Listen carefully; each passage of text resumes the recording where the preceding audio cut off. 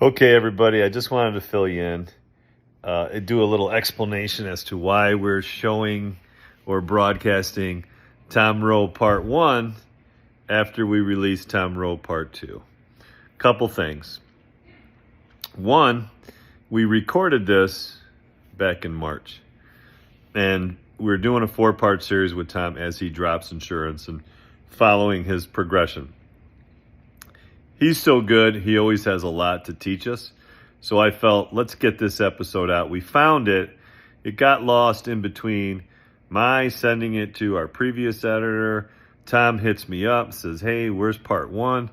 I completely blew this one, folks.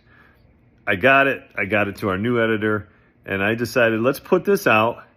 And definitely we're going to record part 3 because it's about time for an update. Because anytime we talk with Tom, I think he's so full of knowledge, there's going to be plenty of good stuff to pick up. So this one's on me. I apologize. It wasn't done in the right chronological order. But I do hope and I do think that you'll find some great information here from Dr. Tom Rowe on his process of dropping insurance.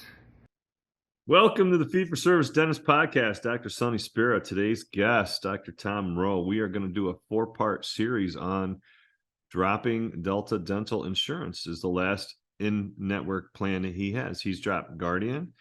He talks a little bit about his growing pains and his decisions to get out of network. So he's in the process of going out of network completely, full fee-for-service practice. And he's an open book, and he's very helpful to share. He's in Colorado in a resort town and super, super honest. I think you're really going to enjoy this. Our podcast brought to you by Kettenbach. Kettenbach's our big sponsor. Imagine one product for every cementation protocol. It's now available. It's a hydrophilic adhesive cement and a hydrophobic core buildup material. It's all in one product called Visalis Semcor. Compatible with all substrates and all restorative designs. Experience why dentists bond permanently with Kettenbach's all-in-one adhesive cement and core buildup. Visalis Semcor. Call 877-532-2123 or visit them on the web, kettenbach-dent.us. If you like the show, listen, subscribe, share it with your friends. If you don't like it, please, by all means, hit me up. If you have any suggestions for shows, just like this one from Tom, send me an email, sonnyspera@gmail.com, or send it to my cell phone, 607-624-2962. Again, thanks for listening. Enjoy the show. My name is Drew Burns, and I'm a part of a small group of dentists who believe something crazy. We believe that the standard of care is just not good enough. We demand the best of ourselves and the best for our patients. We believe that the best way? No, the only way to practice dentistry is on our own terms. If you ask the dental consultants or the corporate CEOs, they tell you that what we're doing isn't smart, that fee-for-service dentistry is dead, and that the golden age of dentistry is over. Yet, while others focus on profits first, we focus on the patient first. And yet our offices are some of the most profitable in the entire country because we invest in ourselves and we are doing things right. It's our name on the door and it's our reputation on the line. My name is Drew Burns and I am a fee-for-service dentist. This is the Fee-for-Service Dentist Podcast, and these are our stories. Welcome to the Fee-for-Service Dentist Podcast, Dr. Sonny Spera, and we have an interesting concept, and I'm really excited to get this going. Dr. Tom Rowe is our guest today. He reached out to me and said, hey, I'm going to be in the process of dropping a major insurance carrier, and let's do a series of episodes with some time lapse, and we'll go through the whole process as well as the results. So I think over the year, we'll probably have an episode every 3 months or so, and we'll record it and then we'll put it out. So it's going to be a lot of fun. Hopefully it'll have some consistency throughout. And then especially in retrospect, it'll be a lot of fun, to what do they call it? When you watch them on, you can binge listen, listen to all 4. But let me give you a little background on Dr. Tom Rowe. Dr. Tom graduated from University of Colorado, dual degree in biochemistry and molecular biology and developmental biology. Holy shit, that's hard to say. He continued his education at the University of Colorado, got his DDS while being class president for all 4 years and graduated in 2013. He has extensive CE. He's done the Dawson course. He's done active member of Spirit Study Club, American Academy of Cosmetic Dentistry. And in his free time, he enjoys skiing, skateboarding, wakeboarding, and being outdoors with his wife and 2 children, 4 and 6. So please welcome Dr. Tom Rowe. Tom, how you doing today, man? Doing excellent. Thanks for having me, Sonny. So glad you reached out to me. I was really looking forward to this. And it's kind of one of the things I wanted to do with the podcast when we can is have some stories, but also the relative growth of them, because that's a common thing. And I'm getting around, I'm going to record one more tonight, and it's on like an update. So I think it's so important. You hear, oh, I wonder how that's going. Well, let's find out how it's going, So, and this is a super common topic that I get asked all the time. How do I drop insurance? How do I get out of insurance? And there's no formula, but I do think there's a couple of steps that I think are essential. So we're going to get into that. And I really appreciate you spending your time and, bearing it all and for all of us to learn from. So thanks. Thanks. Yeah. Hopefully I don't screw it up, and we'll find out, a year from now. Well, that's my job, screwing it up. You just be yourself, man. Perfect. All right. So tell us a little bit about Tom. So did you grow up in Colorado? You a homeboy? What's up with Colorado? Good question. Originally came out here to be a ski bum for college back in 2004, and moved here from Oregon, and then stayed ever since. And then my wife's a native, so met my wife in college and decided to stay in Colorado, which I thought was a blessing. Especially graduating in 2013, there was not a lot of private practice jobs available, and I was lucky enough to stay in the Denver metro area and land a great job. And then eventually bought my practice up here after a few years of working in Denver. Speaking of that, what was the job market like in 2013? It was interesting. There was definitely a lot of corporate jobs were readily available. Isn't that interesting? Because they say that now, but this is 10 years ago. Correct. And it was easy. They all wine and dine you, come and, have lunch at the meeting and have dinner with us. We'll take you up for drinks and sign up, and they guarantee you that you're going to be making all this great money. And for me, I wanted to find private practice and find something that wasn't corporate driven. Okay. So you really you really had to look for it, is what you're saying. Everything else was in your face. Yeah, and it's funny now that I've even got an ad out right now. But at the time I applied for a job, he had acquired a second office and was trying to expand, and I interviewed for that job.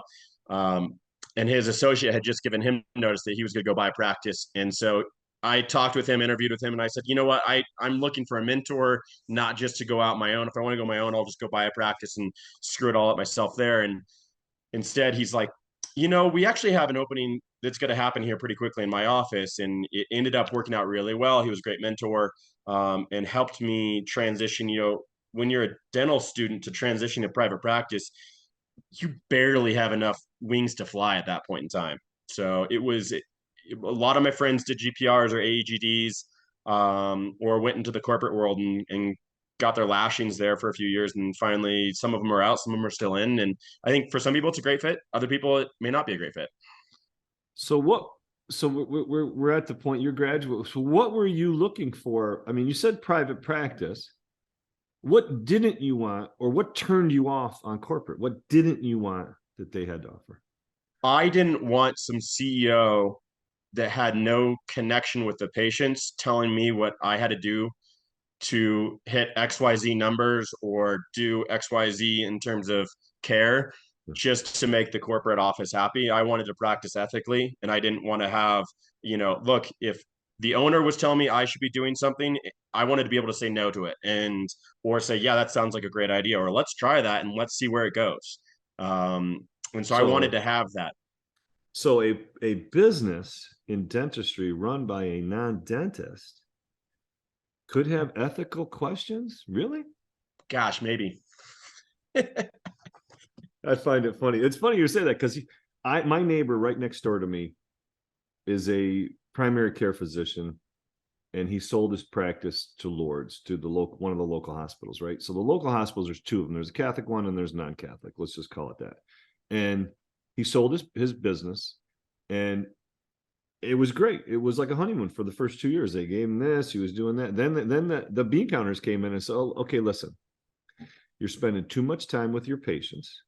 So you need to either see 20% more people or you're going to take a 20% pay cut. Well, he took the pay cut because ultimately he said, this is my license.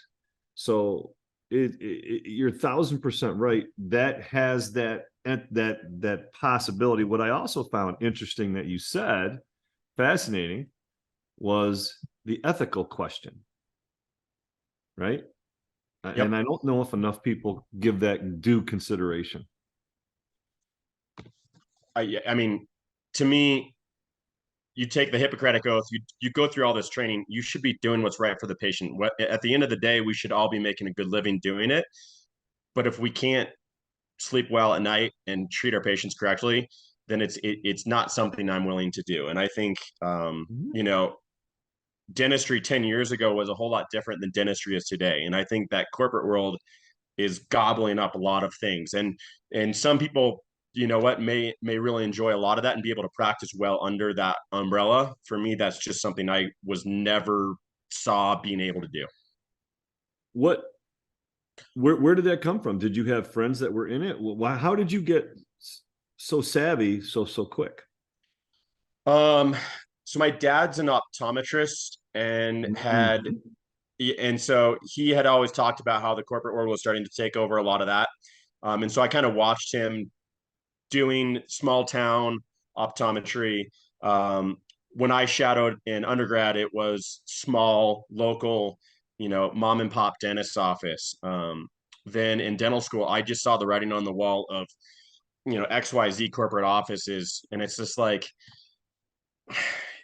you talk to new grads that had just graduated there, and it's like one of them was like, I lasted 3 days, another one's like, I lasted 2 hours. You know, it's like, okay, well, why did you last that long? They're like, well, I felt like I should have been the one doing this procedure, and they were telling me I couldn't do it, or I would treatment plan a filling and come back and it's, you know, 4 crowns when I treatment planned 4 fillings because the office manager changed treatment plans on me. And I'm like, I couldn't do that. Some people are totally okay just saying, hey, whatever. And you know, to me, that was just, I want to do what is right in my heart. And that, I feel like I had some good leadership too in dental school. The doctors I looked up to in dental school all came from good, small private practice. And so I think that really steered me correctly in the path that I've chosen. I think when people, they throw the word around mentor too much. I don't think people understand what that means. I really don't. I think it's just been completely abused, and it's lost its really true meaning. And I also, you know, to your credit, you said that, right? You wanted to have a mentor or someone that you work with. So the difference for you from what I'm taking is you went to private practice, could have been the same exact location office wise, but now you have a doctor who says, can you do this? You can, but now you can have a conversation or a dialogue, and you can get help and tips. Yep. I don't feel comfortable doing this. Well, why don't I help guide you through it? Or I'll do it. You want to come check it out while I'm doing it? That's a true, you know, a learning culture, right? Yeah, exactly. It was, you know, hey, I've placed a couple implants in school. I'm doing my first freehand, you know, can you walk me through and make sure I don't screw everything up, you know? Or, hey, I don't think I can do this extraction. Would you mind bailing me out if I get 20 minutes into it and feel uncomfortable? I mean, like, so that you can push yourself to be a better dentist and become better, but yet be able to have somebody help you along the way. Or, hey, I've got this patient that I don't know where to start. You know, they said they want veneers, but I don't think it's right. Let's look at some models. Let's look at pictures and help me come up with a comprehensive treatment plan. I mean, being able to do that and talk with somebody right then and there was huge. So you mean like, so when you put the implant like in number 5 or 6 area, you know, the person feels their nostril on the right side stick out about 3 inches, might be off a little bit. Just barely. They didn't ask for a lip piercing. But you learn, you know. So it's a new look. Yeah. So it matches their lipstick. So now let's take it back a step. So when you're in college, did you go in with the idea that, hey, I'm going to be a dentist, or did you come about that later? No, I took 2 years of engineering school and decided I didn't want to be an engineer. And then I took a year off to get in-state residency to afford college. And in that period of time, I shadowed the dentist back home, shadowed a couple other dentists. And that's when I realized, oh, I can be a tooth engineer, and they call that dentistry. And Yeah, then I transferred and did the prereqs, and then found my way into dental school. I agree with you. I told my son that he was in engineering. I said, "You're really just doing dentistry." You know that? I mean, we do a lot of that stuff. I always joke with him, but then he took it serious, and he came his own route, came his own path, like you did. Like he went in, and you just said it yourself. You know, I went in, I went to all these offices, so you became the person that said, "I'm going to be a dentist." Yep. So to your And credit, no one told me to do it. It was one of those, because, all right, let's look at all the career paths. And then I think that, I mean, that's a whole other separate conversation of people getting pushed into careers they shouldn't be doing, because it's what do you want to study versus what do you want to do in life? yeah. Or hey, listen, I'm told that they make a lot of money here, so I'm doing this now. Yeah, that's the wrong way to get in. Yeah, that's a tough one when your back is sore and your neck is a little hurting, and patients are chiming in your ear all the time about this doesn't fit, and you're like, why did I do this again? Sometimes, and if you do it to me, if you do it for monetary reasons, you're in it for the wrong reason. That's been my take, and that sounds like that's where you're at too. So while you're in dental school, any thoughts of, hey, I'm going to go into specialization? Did any of those people that you said had an impact, some of those professors have impact on you? Did you like, hey, I might do perio or surgery or anything you were looking at? I had originally thought about it, and the thought of 2, 3, 4 more years just was absolutely sickening to me. I mean, I I didn't want to go to college. I wanted to be a ski bum, and I found my way into college, and it was, oh, I got to do 4 years more of dental school. I really wanted to get out, and in hindsight, if I was to do it all over again, maybe I would have done perio. I really enjoy surgical aspects of dentistry. But I'm really happy with the style of practice that I'm able to do at this point in time. And I enjoy referring to my specialists and not having to do that number 2 window. I will give that to them all day long. Okay. So one more question, then we're going to get into the meat and potatoes here a little quicker. When you were an associate, okay, you were associate for how long before you got on your own? About 2.5 years. 2.5 years. Was there any buy-in? Was that any part of the deal? No, and that was pretty clear. He was a Okay. younger dentist too. When I started working there, I think he was about 35. So it was very clear that, hey, this could be associate. We had always had the talk of, if you have to sell, can I get first right? Okay. Do you still have that relationship with him where you could have that conversation like, hey, I had this the other day. What do you think? Yeah. I up until like a month ago was still talking with him on a pretty regular basis. So absolutely. Okay. So that's really an ideal scenario. Did you formulate how you wanted your personal own private practice to look like from what you learned there? Or did you pick up a lot from what you purchased? Or is it some amalgam of both? How did your practice become what it is right now? Great question.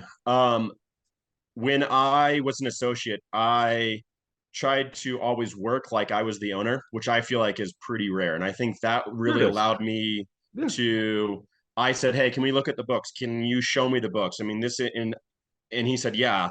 And so that way I learned how to run the dental business from his perspective. It was, hey, if you're going to fire somebody, can I sit in and hear this? I mean, those are not easy conversations. And those are easy for you to say, hey, if you need to fire somebody, go for it. I'll be over in the other Yeah, room. yeah, And yeah. then, I'll be out on the slopes. Ciao. yeah, see you later. Let me know who's working with me Monday. And I wanted to know as much as I could about running a business. And I definitely took what was done well, what was not, what I saw, I thought was inappropriate in terms of, okay, we didn't need 30 staff for 3 doctors. I thought that was too much. Or, you know what? I don't think that consulting group's pushing the practice towards the right way, but you know what? It's not my choice. We can have back to our conversation about it. And I'm going to support whatever you say to the staff. But in the end of the day, it's one of those, I went to spend a couple $100,000 on that consulting when the practice could barely afford it. At the end of the day, those are decisions the owner gets to make.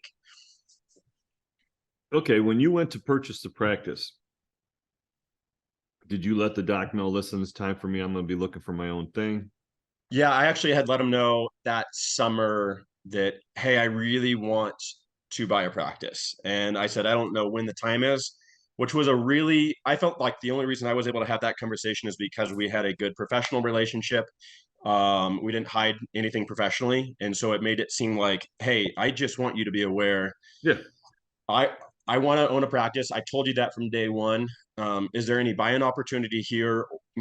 I wanted to move to the mountains, so going from Denver to ski resort area was always a goal of mine. We wanted to live somewhat close to my wife's family, so we were 2 hours away, which was nice. Um, and it was one of those. I only got words of encouragement and help along the way. Um, Whereas I feel like a lot of people in a bad associateship could have just got fired right then and there, or the new doc would have found a new associate and they could have been out 2 weeks later. And that, to me, I never felt threatened by that. It was more just helping along that process. And I actually knew the person I bought my practice from, and so it worked out really well in the end.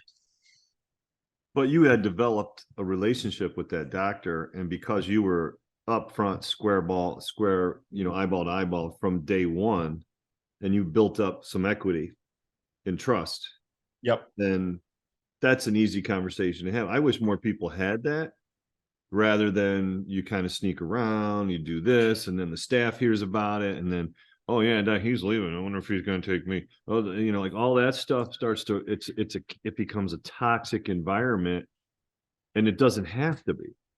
Correct. Yeah, I didn't want to walk on eggshells at work. That didn't sound fun. It's not fun. I mean, I remember my situation when I was an associate for 2 years. I was going to buy in, and he was hemming and hawing, and then I found this practice, and the guy had an eye injury. I said, "Oh, let's do this. Let's make this part of the deal, and we'll have two offices." And they were like, "We don't want to go out there." And I was like, "Well, I want to sail my own ship." And it sounds easy to say now, but it was scary back then. 1991, and when you're doing your own thing, I didn't pay as much attention to the business part as I should have. And I was treated not like a partner, like with our docs in our office, we treat everybody like their owners, and we have that conversation, and it's across the board. Hey, you got something you want to talk about, materials, techniques, whatever. So, it's a different dynamic. So now you buy the practice. Let's get a little bit of details of what the practice looked like when you bought it. Yeah, good question. So it was an interesting sale. So it was a friend. He was very afraid of letting staff know. We had a little headache with the landlord. So the bank said yes, everyone was on board. Should have bought it in 2015. Landlord was saying no until the week before I bought the practice. Landlord finally met with me and said, "Okay, fine, I'll do a lease assessment with you." Wait. And Go back for a second. I'm sorry. So you were buying this practice that had a shaky lease, or that owned the building? I missed that. I'm sorry. no, good. Okay, so the practice itself was in a strip mall next to a grocery store, Okay. and landlord was didn't want to even talk about doing a lease assessment and was unreachable. Well, lease assessment. Help me out with that. What's that mean? So a lease assessment is basically when I take the lease. If I'm buying the practice, then I'm Yeah. going to take the lease over from the previous owner so that So it's I assignment. can. It's Correct. assignment at least, right? Yeah. Okay. All right. Yep. Okay. So Oh, he sorry, didn't. if I said assessment, yeah, lease assignment, yeah. So They didn't want anything to do with that. That sucks. I mean, that screws the person trying to sell the practice. oh, it screwed everybody over. And I was texting, emailing, calling. Same with the previous owner. It finally took a legal letter basically saying, "Hey, we have everybody on board except for you. Here's you have to do this basically." And so end of the story was in February 2016 was able to buy the practice. The practice was a bread and butter dental office. He referred out a lot of things. Okay. On paper, it was not doing very well. Okay. Let's get into those numbers in a second, but give me the lay of the land in terms of internally in the office. How many operatories? Good question. So we had 5 operatories. The office was built in the early 90s, so it was pretty dilapidated. It was Some of 26 the years old at that point. Then. Yeah, and some of the chairs were probably older than that. I think some of the chairs have been brought over from the 80s or 70s potentially. A lot of the equipment was pretty old. No, nothing digital. Developing X-rays. Sure. Two computers up front. It came with too many staff. They had just let go of an associate that was working Fridays. That was, I think, over the entire year was under like 50 grand production working Fridays only. I mean, it was just pretty atrocious numbers. And so when you looked at it on paper, it's like they're running in the high 90s for an overhead, you know, for Overhead 3 years. wait, 90, Yeah. 90%? Yeah. All right. So can you give me, what was the practice? What was it? What was the gross? What were the gross numbers? The last 3 years averaged out to be about $650,000. 650. Okay. So if you take that, that's about 45 a month. Yeah, it No, wasn't excuse me. It's about 50, 55 a month. 55. Yeah. All right. So that's it. And 90% overhead, right? Yeah, it depends on the year. So one year was good, and then the Yeah. next year not good, and then the next year, you know, they claim they were doing good, but it's like, well, you can't pay yourself more than the practice is making. Well, Right. yeah, you can. It's like what, not on No, paper. not in And so, America. and so, it was a risky buy. They were in with what I was told was three dental benefit plans they were in network with. Okay. Um, what I found out really quickly was, A lot more. yeah, that umbrella network, Yeah. Oh, which you're in I don't know this? if Oh, most people may know what that is. Most people may not. I don't know. It's where if you have company A, they have their umbrella network of people you don't realize who are all under them, you know? And it was like, whoa, there's 30 plus other dental benefit plans I'm in network with, and I think I'm getting my fee for these and not. okay. That was painful. So what would you say was the percent of patients that were in network when you bought it? Probably 90%. 90%. Well, there's your overhead. I didn't say that out loud, did I? So you buy this practice. What were they, and what was on the lease? What was the term on the lease left? Give me, what was that? Good question. I had 4 years left in the guaranteed lease at that point in time, and 4 then years left. 4 years left. And I was told there's never going to be a guarantee that we can get another 5 year extension. And when you looked at the lay of the land, you realize the building itself there and the surroundings of it could potentially just be demoed and then something else built there. Sure. So you So have the writing, 4 years on your lease. yep. Okay. And what type of community would you say? Suburban, urban, rural? What would you call it? Yeah. So it's, so we're an hour plus away from Denver, but we're a small community. So my town is about 5,000 people, but we have a very large dichotomy of people. We have a working class that are living pretty close paycheck to paycheck, and then Sure. we have a lot of second homeowners that are really well off. So kind of a Um, resort town kind of thing? it's a resort town, and so you get, you know, your ski bums that are 20 years old where mom and dad are paying for their $50 for their copay for a filling, and then you have, you know, other people that come in and say, can you just keep it under $150,000 for this treatment plan? Yeah. So, and I try to treat everybody the same. You know, I want to give everybody the exact same options for similar conditions. So it was a real mix of people, and I would tell you in the last 8 years that, or 7 years, that's really changed and shifted more towards a little better socioeconomic status of our clientele. But that change didn't really happen overnight. It was a slow growth of Okay. that. All right. So got a feel for the practice. Are there, how many other dentists are in the town, let's say then, if there's Good three? question. So there was four. One didn't survive COVID in terms of practice. I mean, Yeah. he's living and a really nice guy, but practice just wasn't doing well, and he was in network with a lot. Two other dentists currently. One's in network with a lot of companies, and the other one's seeing the writing on the wall of what are we doing being a network. So Mhm. Okay. So there's three dentists left servicing this town. correct. There was Okay. four. Yeah, Okay. All right. Well, that's good for you. I love it. So, all right. So what did they ask you for the practice? What were they selling the practice for? If I remember, list price was like well over 500, and we ended up negotiating for 420, With a which broker or not without a broker? without a broker.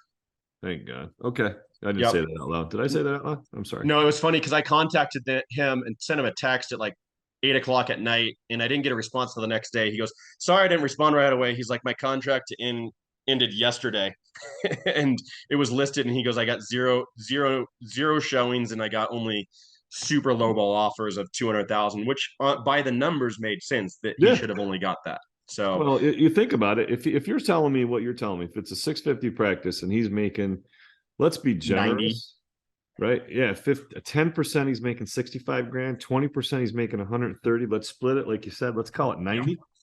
You're giving him 2x, that's 180. Yep. 2x net. And you already said, listen, I'm going to have to refurbish this. You've got a pretty big bill. So was the attraction, did you just say, listen, I want to practice here and I'm going to make this work? Yeah, and what I wanted was a fixer upper. Yeah, but you don't want to pay an arm and a leg for a fixer upper. No, and really at the time I probably definitely overpaid for it. I think I overpaid for it in location, kind of like real estate, location, location, Sure. location. And what I thought is, if I can buy this and turn this practice around, this area is going to get so expensive. It's going to be financially very tough for anyone else to come in here and start something, including the corporate world. I mean, we only have one corporate office in our entire county, and I never wanted to try to compete with the corporate world. And so this was it's a buffer zone up here of trying to stay away from that. So it was kind of a golden goose opportunity that I overpaid way too much for. But in Did the you end, it was worth stay it. in the location? Because you said you only had 4 years. So that now puts us at 2020. That puts Yeah, us at the pandemic. yeah. I started construction on my new building March 12th of 2020. And the bank had said, here's the financing. We mailed you documents, signed March it, 12th. notarized it. Isn't that a huge date for most people in their minds? Because the world Yeah. shut down, what, March 14th, I think it was?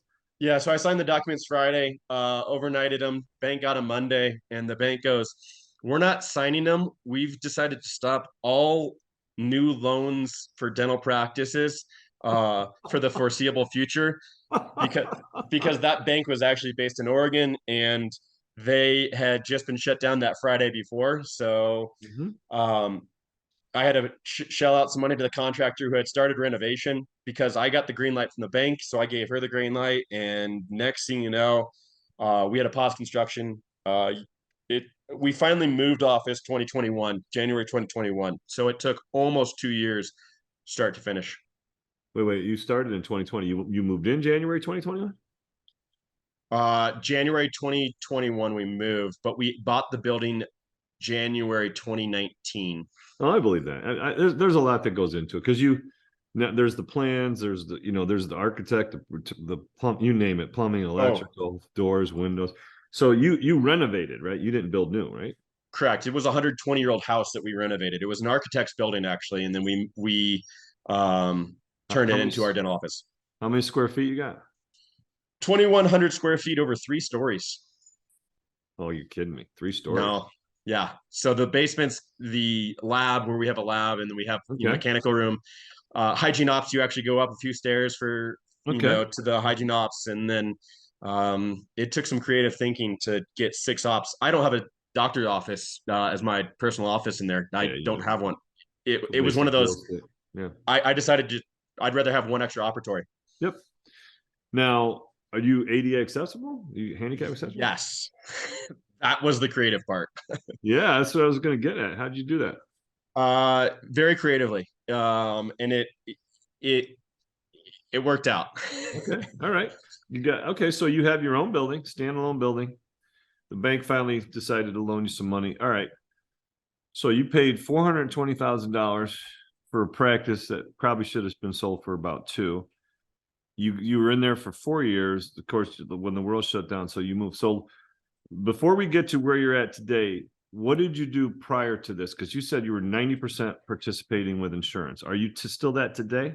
No, so we grew the practice significantly. So I think my first year we did right around like 750 in a matter of what is that, 10 months roughly, or not 11 months. Um, and So then 650. So if you say 750 in 11 months, right? yeah, So you're over. So you're, let's call it eight. Let's call it eight yeah, and a quarter, right? Eight and a quarter from 750. That's 20% growth. yeah, and then we did 20% growth pretty much every year until last year. Last year we did Nice. really good.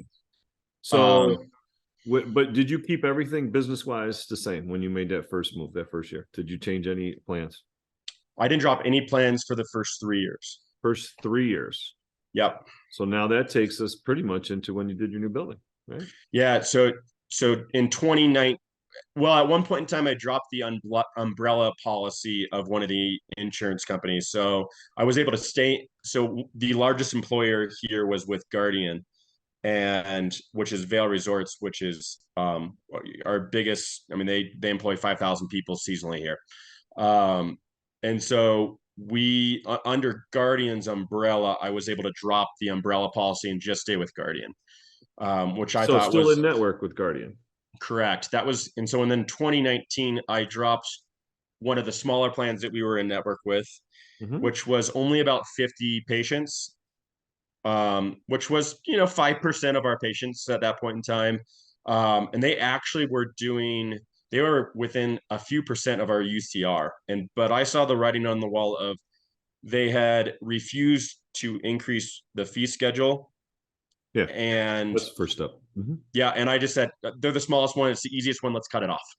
And I Now, probably could have done it better, but yeah, I was going to ask you. So when you did this, when you dropped did you drop the umbrella first, or did you drop this other one first? I dropped the umbrella first because no one really knew that they were in network via the umbrella. It was, some tourists coming in or someone coming in as a new patient with XYZ random insurance, and I had no idea they were in this umbrella policy. So that really didn't affect much.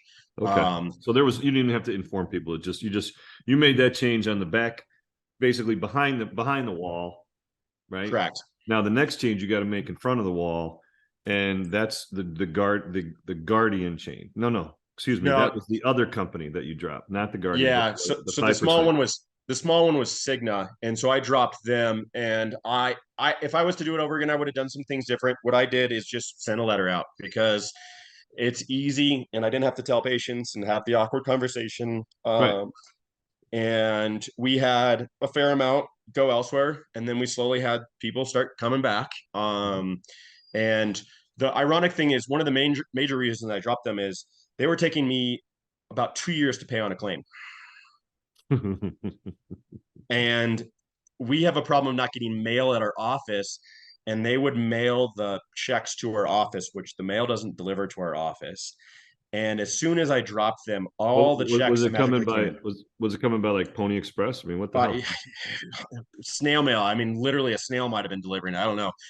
So the problem is we have to go to a PO box for a mail, and they would not ship it to the PO box. They would just do the treating address and not the mailing address.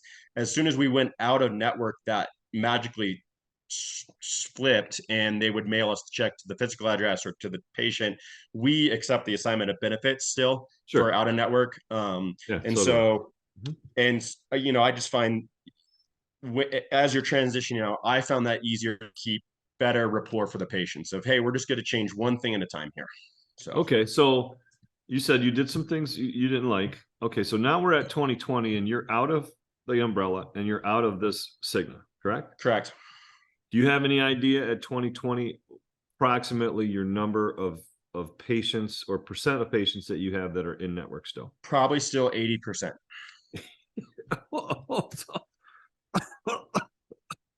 Oh, I'm sorry. I'm sorry. Wait, is this the fee for was I fee for choking? service? Is Hold this on the a fee for second. Was I service? just choking there? 80%. Okay, so 80% still in 2020. Okay, so what was your strategy in 2020? You're putting this beautiful new office together. And so at that point in time, I didn't want to ruffle too many feathers because it was a tough time. I mean, it was, Oh yeah, it with was. It was uncertain. and I've got construction going. I've got banks tell me I got to hit certain numbers to get my loan back, and Mhm. I didn't want to drop anybody. I didn't want to do anything. And so what I said to my staff is the writing's on the wall. At that point in time during the lockdown when I couldn't practice, I reached out to um, Guardian, who was the big group. So that probably encompassed 35% of our patients, maybe 40% of our patients at that time. And I reached out to the dental plan and said, I need to renegotiate my fee schedule. It was about 20% off of my fees back then. Sure. And I said, look, you've given me about a 3% raise over the last 6 years. It's just not enough. After a year of going back and forth, they finally came back and gave me a 0.5% to 1% raise on fees. Oh, that's a lot of negotiations. Wow. You asked for 20%, and they came back with a 0.5%. Yeah, it was And really then they kind went of up to them. 1%. Yeah, as soon as I gave them a termination letter, they came up to 1%. And that's something that still they wouldn't touch. So So you send them the termination letter. Do you have a strategy and a plan internally to let your patients Yeah, know? yeah. So all during 2020, we had been trying to talk to patients and just saying, hey, just a heads up, we are trying to negotiate for a raise. The cost of everything in our county is going up. The cost across the world's going up. They're not giving us much extra, and they haven't. And we let a lot of people know. Then I sent a letter out when I gave them, I forget if it was 90 or 120 days notice. I then sent a letter out letting patients know. What we didn't know, So wait, let's go back for 1 second. yeah, I want to go through the sequence. You told Guardian you gave him 90 days, I'm out, correct? correct. That But was I had first. but I had for about a year been telling patients Right, at some point we're going to be out of network and change the relationship right. with your dental So, plan. so you started the verbal process, but you started the formal process with the written letter to Guardian first. Let's say it's January 2022 or Yep. 2021. Let's say it's that date, right? Because about a year. Yep. So let's say you take that date. When do you send the letter to the patients? Like, did the Guardian get their letter out? Did you get your letter out? Which came I got first? my letter out first. Okay, so they got your letter, and did you tell them kind of expect this coming from Guardian next or no? Yes. Yeah. And, That's and huge. when the actual timetable was, it was only June 1st of 2022 when we had gone out of network. So it really was what 10 months ago roughly that we went out of network with them. Okay, so June of 22. You're not even at a year then. You're you're No. you're basically 9 months at the time that we're recording this. Yep. Okay, so what have you seen? Because you said let's call it 40%. So half of your PPO plan patients and your major employee. So now you got a little ripple effect in a small town that because I know I practice in small towns. I know it. So Yep. you got that ripple effect. Like, oh yeah, he's not taking our plan anymore. Yeah. So how did that shake out? We definitely had some hiccups along the way. One of the hiccups was how are we going to get reimbursed, or is the patient, what are services going to be covered as an out of network provider? And what we found is different plans have different UCR fee schedules. So you can't even say, hey, if my crown's $1,000, we're going to expect 50% coverage. If my crown's $2,000, we're going to get $1,000 coverage. We've seen a range of, Yep. the UCR should be 700 to we'll pay your fee schedule. I mean, it's kind of a joke. So you can't give accurate benefits to a patient. The big local employer actually has decent out of network benefits. However, it's $100 deductible every year, which means when a patient gets their first cleaning and exam and x-rays of the year, they're paying $100 where they weren't before. And most of these patients, they're not financially exceedingly well off. And so $100 is a lot of money to them. And so it's been a tough sell. We had a fair amount of patients just say, hey, give me my records. We've had a couple other offices do the same thing of going out of network in the last few years too as well. So when they start calling around and they say, oh, wow, the only offices we can find locally, they're 8 months out for a cleaning for being in network, that really helps drive them back. Or they'll go somewhere else and say, it just wasn't the same. It's worth $100 a month or $100 extra a year to come see you. Okay. So do you have a number now? What the shakeout's been? In terms of how many we've lost or kept, Yeah, even if you got to go by a gut feeling. it's about 75% stay with us. So 3 out of 4 people stay. Yeah, which I think is Okay. pretty decent. So if it's 40%, then you kept 30%, Yeah. right? So 10% left. Okay. Yeah. All right. Okay, well, that's real numbers. And in your practice at this point, you care to talk about where the practice is now? Because you said 20% growth since 2016. Are you at what, 1.6, 1.8? Where are you at? So last year I brought an associate in June, and we were on track to do about 1.8 last year. Then bringing Yeah, her not on, far off. See? no. And then when I brought her on board, I went from 4 clinical days down to 3 in an admin, and then to get her busy enough. Which I think if you're going to bring an associate on board, to me, I always thought keep the associate busy, and you got to make the sacrifices, the owner doctor, to keep the associate busy and happy. Mm-hmm. So So what has the I did, practice taken a dip or has the practice making a little jump? we did 2.25 last year in collection. That ain't no dip, brother. No, From 1.8 to 2.2, right? It's Now 400 it growth on 1.8, right? Do it the was not math. bad. No, but I invested heavily. When I brought her on board, it's, hey, you're going to take the Dawson Core series. I'll pay for your Spera Study Club. You get a CE budget. I had brought staff on board beforehand You have to. You and I have to. brought, and Yeah. I, so, which meant you were overstaffed for a Yeah, long you're period of time. overstaffed. If you're going to be fair to your associate, you have to be. You have, because you can't bring them in and say, hey, listen, come on in. Oh, by the way, you got to train your assistant, and your assistant's Yeah, learning, and they're learning. Now, if you have an assistant that you've trained, they can help also train the doc in terms of, yeah, listen, Dr. Tom, this is what he might do. Oh, okay, that helps. correct. So you give them your fastest, most seasoned veteran assistant too, which is a hard thing because that means you're going to be a little bit Oh slower. yeah, it does. Oh yeah, it does. Oh, where's Sally? She's not here. My right hand. All right. So now, in retrospect, like you said, this with the other plan with the would you have done anything different with the Guardian plan? Done it sooner. Done it sooner. I love it. Did you talk to Delaney Spalding? It's funny. I tell you one thing, and this is no joke, no kidding aside, all kidding aside, almost everybody I've spoke to that's gone through this, that's the first thing that they will say, I should have done this sooner. Yep. What was the biggest obstacle? What was the biggest fear thing that was stopping you from doing this? It was honestly, I really care about these patients, and I was worried these patients were going to go elsewhere. These patients you start to care about, these patients are the ones you see in the grocery store. These are the ones you see. Hey, it's your neighbors. Yeah.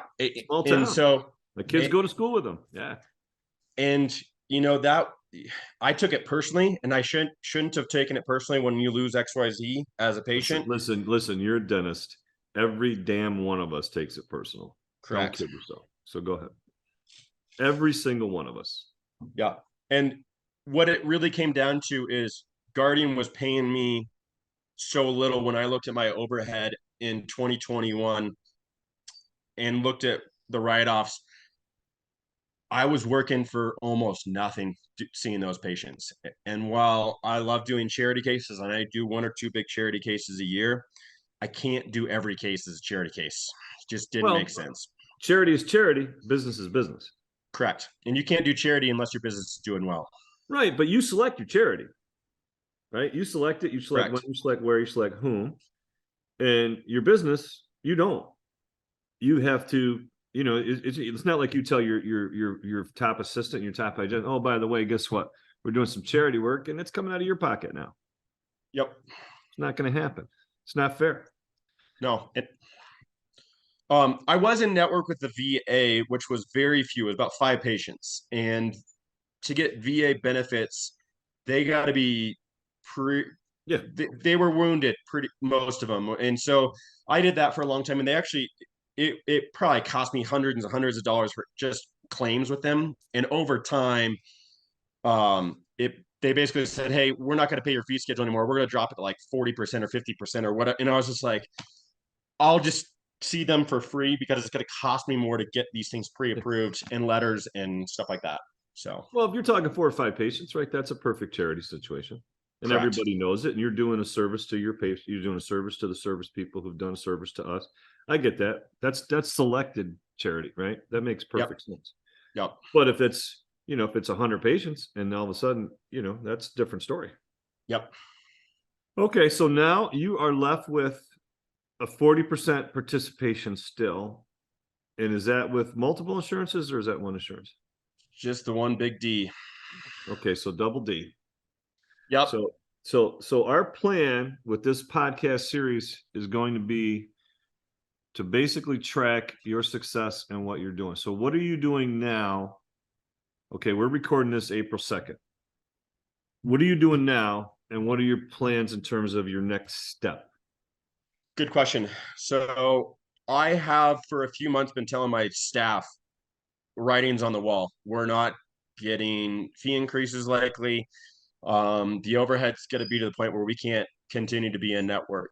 And in 21, we went from the low tier to the premier tier, which gave us a 10% raise or whatever it was. But I can't remember exactly. But it was enough that it was like, okay, it took me out of the red to put me a little bit in the green. Um, Hopefully in the black a little bit, but that's all right. yeah. And so now I'm looking and Wait, basically saying, hold on. I got to say this. But when you're in a snow-covered valley, I understand when you go from the white to the green. All right, go ahead. Sorry. we get mud season here first. It turns pretty muddy before we get any green out here. So, but so what I have done is said, okay, how do we do this well? What have I learned from the past experiences? And what I have learned is I need to sit down face to face, or I need to have the staff member that has the best rapport with these patients sit down and talk with them. And Have you done that before? yeah, so with Guardian, we sat down and we tried. I don't think we were great. My guess is we actually sat down and did face-to-face conversations with about half of our patients for So Guardian. were you the primary person, or was your team on board? I probably did the majority of it, and I heard my hygienist doing it a few times, and the receptionist, the front desk girls, they did a few times too as well. So going forward, you said you got to do a better job of that. Are you addressing that with your team? Correct, which is why we've started the conversation of doing it now. And last team meeting, we talked about it. And I said, I want you guys to, here's the way I would say it. I want you to all come up with the way you want to say it. Let's sit down here in the next 2 weeks and talk about the way you would have that conversation. Yeah, you got to role play. You got to hear it from them. You got to put them 100%. Got to make them uncomfortable with people they know. And the more they do it, the more comfortable they're going to get at it. Because you're almost doing it anew, but they do have a win in the bank already, right? Correct. So now, not all the staff. We got new staff members too. I mean, our team's grown, and so there's that aspect of it too. I mean, it was a lot easier when it was one doctor and smaller number of patients. Did you lose anybody when you dropped the first big one, the Guardian? Did you lose anybody? Yeah, we lost some patients for sure. I think it was no, about 25. No, not patients. Oh, staff. Yeah. Not because of that. No. Okay. Because invariably it happens. Sometimes there's a person, they just can't ask Mrs. Smith for payment because Mrs. Smith babysits their kids, and I just can't. I'll tell you to your face yes, but then I'll turn around and I'll sabotage. I'll do whatever on the other side. And you know what? Part of being a practice owner is looking at why is my 30/60/90 getting out of control and making tough choices. And I've had to move staff members around for that reason. And I'm in a small town. It's not easy. I can't just put an ad up and get a seasoned veteran assistant or receptionist up here. This is preaching to the choir, brother. Preaching to the choir. And I know it's not easy in big cities either. So, but it means training somebody from scratch. So it would be, to me, I've learned keep the staff and try to move them into their best spot versus just ultimately letting them go if you can. Okay. So what do you have a timeline of when you're doing this then? When are you starting? When are you starting the delivery of the information? I am telling patients right now, at some point in time in the future, you're going to see this. When did you start doing that for these patients for the about 2 months ago? So February? Correct. Okay, so February you started. Yep. Then at what point are you going to trigger the next step? So the next step for me is making sure every single patient coming in every day that is with Delta is getting the conversation of this. And I think that's going to be a lot easier when my staff can say, January 1st, 24, we're going to be out of network, and things will, your relationship with the dentist and the office still remain the same. The only thing that's changing is the doctor's office relationship with the dental benefit plan.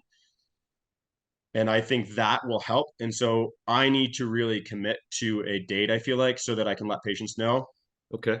Does Delta in your state send a check to your office when you go out of network? I think they do the assignment of benefit to the patient. I have talked with other doctors, and most of them are saying that that's the way it works. New York State, they will not send the check to the office. New York State. Yeah. Has to go to the patient. Yeah. And I think that's how it is in Colorado too. So you're going to have a different collection policy for those people. Correct. You're going to have to collect everything up front.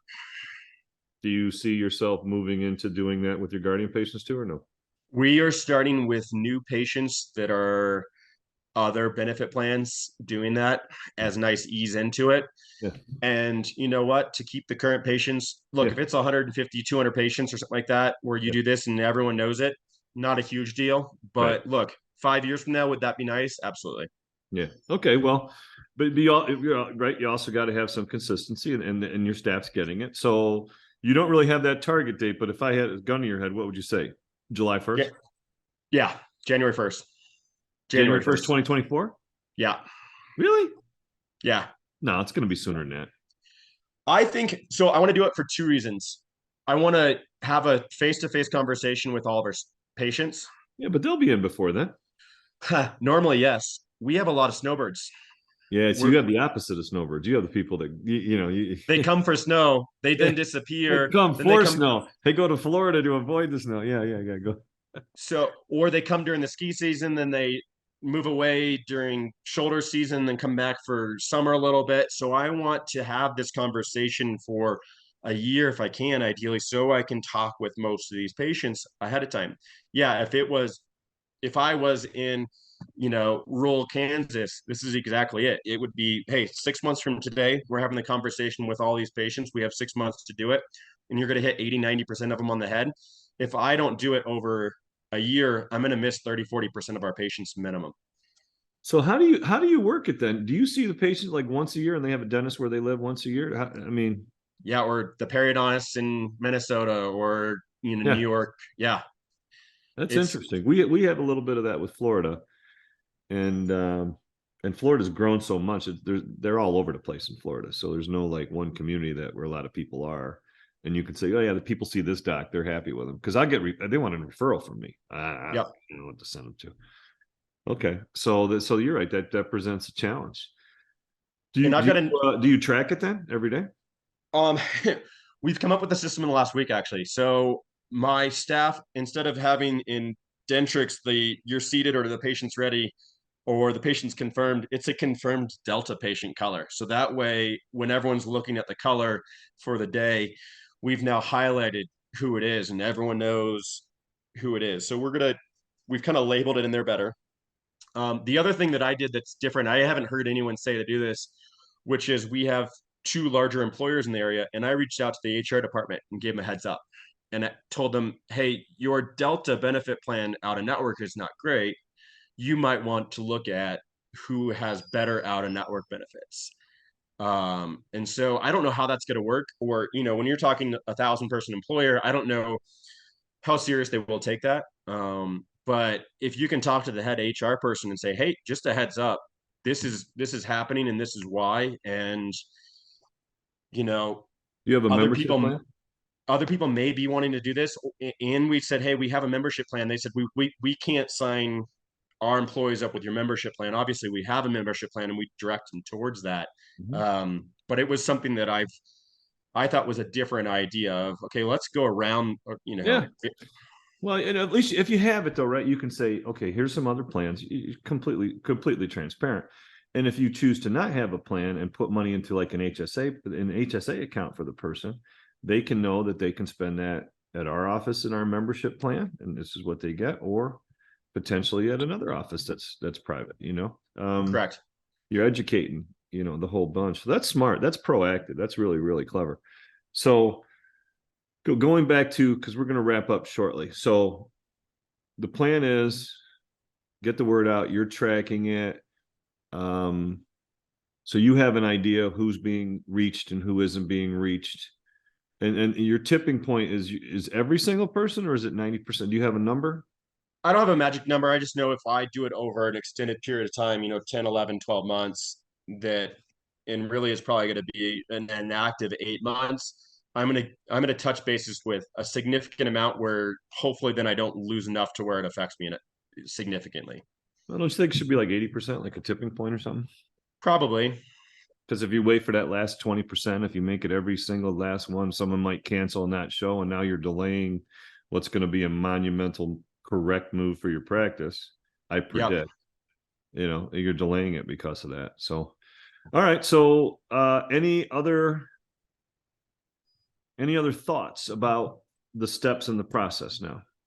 No, my thought process is talk to the patients, send multiple letters out, one probably when they have the option of picking, if they are picking an open network plan, saying, hey, heads up, the out of network benefits cannot be great with this company. You can try this company or this company, or you have our in network office policy when you're coming to select everything. We don't want your care to be dictated by your dental benefit plan. And I think that trying to be super proactive in doing a bunch of these things, and to me, look, most people sign up in November, December. So I think there's some strategy of doing it January 1st. How about, are you educating them so if they can say, listen, I'm going to opt out of my dental benefits and just join the membership plan? I've had a couple do that. Yeah. Yeah, they will once they know what's a true value. Bang for your buck. That's where it is. Yeah, especially in bigger cases too. It's, hey, you got a $40,000 treatment plan here. It's going to be relatively the same cost in or out of network because I can't do the case without sending it to XYZ lab. So you know what, your diagnostic CAS fee, which is not covered benefit, I can charge whatever. It's going to be the same cost. I'll give you the savings if we don't have to deal with sending claims to them and getting denials and letters and saying what we can or can't do. I've had a couple drop it. How long you had a membership plan? About 2 years. Do you have a history now on what those patients have made? I haven't dove into those numbers. That's probably something I really should look at. You should get it. So if you look at last year, just take example. Say, look at 2022. We had 200 people in our membership plan, and of those 200 people, they saved on average $200, $300, $400, $500, whatever it is. It's going to be a significant number. You're going to be blown away. I was. Yeah. And then that's an easy. Listen, I'm not telling you to me. I'm telling you to them, to you. This is what's the average. It's legit because there's no strings attached to it. And that's the part that most people are just not, they don't grasp, but they'll start to get it. Yeah. Well, and I know my membership patients spent significantly more than those that were not, whether it was out of network or in network. And I don't know if that's just because they came over and then they signed up when they had a bigger treatment plan or what, but then they renew it and they keep coming back to you and they value that. I really think people, this is the side effect of it. I think people are like, I got to use it. Like, I got to get it done. I got to get done. I got this plan. I got this coupon. This coupon expires, so to speak, And it's that part was like, whoa, I didn't expect that when we started ours. Ooh, we were 5 or 6 years ago now. But okay, so your strategy's set. So the letters that are going to go out, you're going to then inform them when they have a choice of benefits so you're going to have an educated customer now making an educated decision. So it's informed consent for them. Correct. It's to their benefit. Yeah, everything's about their benefit, right? Correct. So that's the one part. The next part is another like, hey, listen, this is coming up. This is probably going to be maybe you're not your next visit, the visit after. Are you doing that in writing too or no? No, I mean, I don't really know what to expect come 2024 either in terms of when they are at a network, exactly how it is. Is Delta going to give them a $2 check or is it going to give them, if a prophy is $100, are they getting a $100 check or where is it going to be at? So I'm afraid of telling them what to expect other than, you're going to get something back if that's where it is. If you want to stay with our plan, we can tell you the cost for sure, Right. But no, if you tell them, no, listen, payment's going to be expected in full at the time, and you're going to get your own insurance check back. That's just the concept of that, which is completely different from a person who's not going into their pocket now and then you're still taking care of all the forms for them, right? Correct. Exactly. Okay. Well, it's going to be fun. It's going to be a fun ride. So yeah. So let's reconvene, right? This is March. This is April 2nd. So let's shoot for either June or July, and we'll record part 2 of the process. And looking forward to it. You got any questions for me, or are we pretty good? No, just if you never had to drop any, you've always been fee for service here, correct? We've always been on a network, yeah. So the only network that we actually quote went in, and it's funny you mentioned the VA, is the VA because they approached us. And we said, listen, we're fee for service. So your fees have to match ours. So they said, listen, we're going to give you 90%. So put your fees up a little bit and we'll give you 90%. So our fees at the VA are equal or sometimes a little better than our fee schedule. So we're still getting a full fee, and patient satisfaction is through the roof because they're getting seen, they're getting taken care of. They're not getting bounced all around. And we see people from Syracuse and from Scranton, which are about an hour, 15 minutes on either side of us that are VA patients that are so happy to have a place to go. And that's it, you know. And they're getting good work, and they're not going and sitting in a VA center and waiting all day to get one filling, or you can block them for 4 hours and do what needs to happen. And right now we have a phenomenal relationship with our team and their team. So we can call and speak. Now, granted, it's paperwork, it's the government, there's certain things, but they know that we're not full of you know what. And when we have a contact or a call, like patient comes in, listen, this patient's, I gotta get this approved. You know, we got to get this endo done. They're in pain, you know, because they've changed certain paperworks, and they're very receptive, and they're very accommodating, I will say. So that's good. It sounds like you guys are on a better team than the one that I had been put with. So yeah, which is we're fortunate. So yeah, you got nice and lucky there. So yeah. So, but we're doing them a tremendous favor. They had so many people they couldn't see them, so they're forced. They can't take care of them in their own places. So they're nice, and the patients are happy. So their feedback is great. So they're like, oh, listen, stop going to this crummy place, that piece of garbage. You know, go here, and you'll be satisfied. And so far, knock on wood, it's worked out. Perfect. Okay, well, I look forward to it. I'm super excited for you, and congratulations on your step so far. And the sky's the limit for you, man. Yeah, we'll see how it goes. I mean, obviously, it could tank, and I could need to jump back in, or jump in 2 feet and find out you can tread water and swim and be totally fine. We'll find out here. It ain't gonna tank, brother. You're gonna find out that you and your associate are both gonna be happier, healthier, and so are your patients. So exactly. Thanks, man. Appreciate it. Okay, man. Thank you. Have a good night. You too.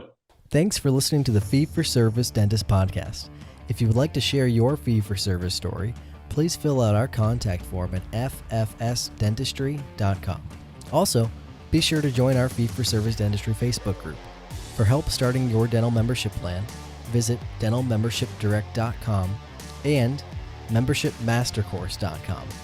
Finally, for help with in-house financing, visit dentalfinancingdirect.com. And don't forget, your story is what you make of it. This is your name on the door and your reputation on the line. Thanks, everyone. We'll see you next time.